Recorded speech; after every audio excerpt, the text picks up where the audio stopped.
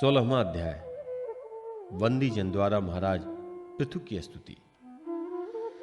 श्री मैत्रेय जी कहते हैं, महाराज पृथु ने जब इस प्रकार कहा तब उनके वचनामृत का आस्वादन करके सूत आदि गायक लोग बड़े प्रसन्न हुए। फिर वे मुनियों की प्रेरणा से उनकी इस प्रकार स्तुति करने लगे। आप साक्षात देव प्रवर श्री नारायण ही हैं, जो अपनी माया से अवतीर्ण हुए हैं। हम आपकी महिमा का वर्णन करने में समर्थ नहीं हैं। आपके जन्म तो राजा वेन के मृतक शरीर से लिया है, क्योंकि आपके पौरुष का वर्णन करने में साक्षात ब्रह्मादि की बुद्धि भी चकरा जाती है। तथापि आपके कथामृत के आस्वादन से आदर बुद्धि रखकर मुनियों के उपदेश के कारण उन्हीं की प्रेरणा से हम आपके परम प्रशंसनीय कर्मों का कुछ विस्तार करना चाहते हैं। आप साक्षात श्री हरि के कलावतार और आपकी कीर्ति बड़ी उदार है। ये धर्मधारियों में श्रेष्ठ महाराज पृथु लोक को धर्म के प्रवृत्त करके धर्म मर्यादा की रक्षा करेंगे और उसके विरोधियों को दंड देंगे।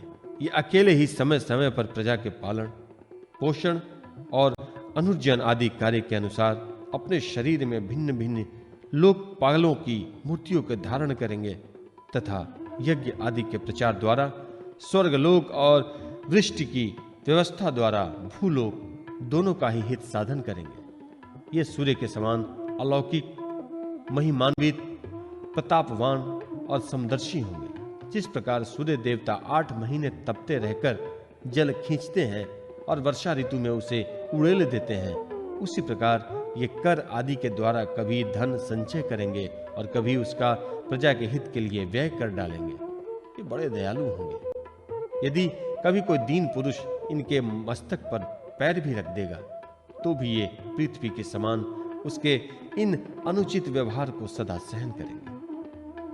कभी वर्षा न होगी और प्रजा के प्राण संकट में पड़ जाएंगे तो ये राजवेशधारी श्री हरि इंद्र की भांति जल बरसाकर अनायास ही उसकी रक्षा कर लेंगे।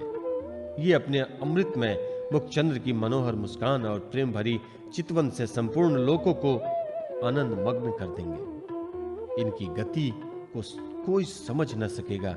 इनके कार्य भी गुप्त होने तथा इन्हें संपन्न करने का ढंग भी बहुत गंभीर होगा। इनका धन सदा सुरक्षित रहेगा। ये अनन्य महात्म्य और गुणों के एकमात्र आश्रय होंगे। इस प्रकार मनस्वी पृथु साक्षात वरुण के ही समान होंगे। महाराज पृथु वेन रूप अरणि के मंथन से प्रकट हुए अग्नि के समान है। शत्रुओं के लिए ये अत्यंत दुर्धर्ष और दुस्सह होंगे। ये उनके समीप रहने पर भी सेनादि से सुरक्षित रहने के कारण बहुत दूर रहने वाले से होंगे। शत्रु कभी इन्हें हरा न सकेंगे।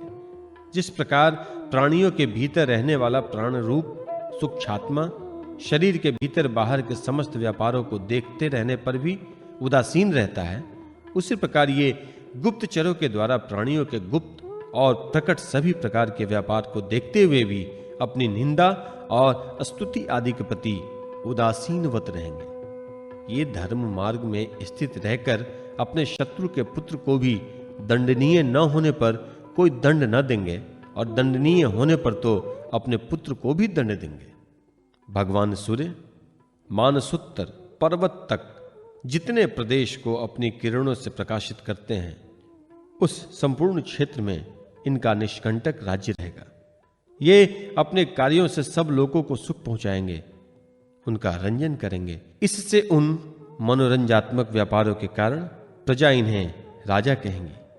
ये बड़े दृढ़ संकल्प, सत्य प्रतिज्ञ, ब्राह्मण भक्त, वृद्धों की सेवा करने वाले, शरणागत वत्सल, सब प्राणियों को मान देने वाले और दीनों पर दया करने वाले होंगे। ये परस्त्री में माता के समान भक्ति रखेंगे, पत्नी को अपने आधे अंग के समान मानेंगे, प्रजा पर पिता के समान प्रेम रखेंगे और ब्रह्मवादियों के सेवक होंगे। दूसरे प्राणी इन्हें उतना ही चाहेंगे जितना अपने शरीर को। ये सुहृदों के आनंद को बढ़ाएंगे। ये सर्वदा वैराग्यवान पुरुषों के विशेष प्रेम करेंगे और दुष्टों को दंडपानी यमराज के समान सदा दंड देने के लिए उद्धत रहेंगे। तीनों गुणों के अधिष्ठा और निर्विकार साक्षात श्री नारायण ने ही इनके रूप में अपने अंश से अवतार लिया, जिनमें पंडित लोग अविद्यावश प्रतीत होने वाले इस नानत्व को मिथ्या ही समझते हैं। ये अद्वितीय वीर और एक छत्र सम्राट होकर अकेले ही उदयाचल पर्यटन समस्त भूमंडल की रक्षा करेंगे तथा अपने जयशील रथ पर चढ़कर धनुष्य हाथ में लिए सूर्य के समान सर्वत्र प्रदक्षिणा करेंगे। उस समय जहां जहां सभी लोकपाल और पृथ्वीपाल इन्हें भेंट समर्पण करेंगे, उनकी स्त्रियां इनका गुणगान करेंगी और इन आदिराज को साक्षात श्री हरि ही समझेंगी।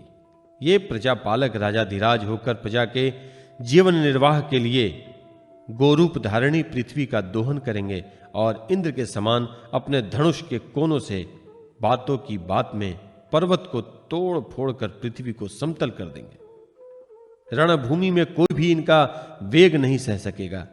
जिस समय ये जंगल में पूंछ उठाकर विचरते हुए सिंह के समान अपने आजगव धनुष का टंकार करते हुए भूमंडल में विचरेंगे, उस समय सभी दुष्टजन इधर उधर छिप जाएंगे। ये सरस्वती के उद्गम स्थान पर 100 अश्वमेध यज्ञ करेंगे। तब अंतिम यज्ञानुष्ठान के समय इंद्र इनके घोड़ों को हर कर ले जाएंगे। अपने महल के बगीचे में इनकी एक बार भगवान संत कुमार से भेंट होगी।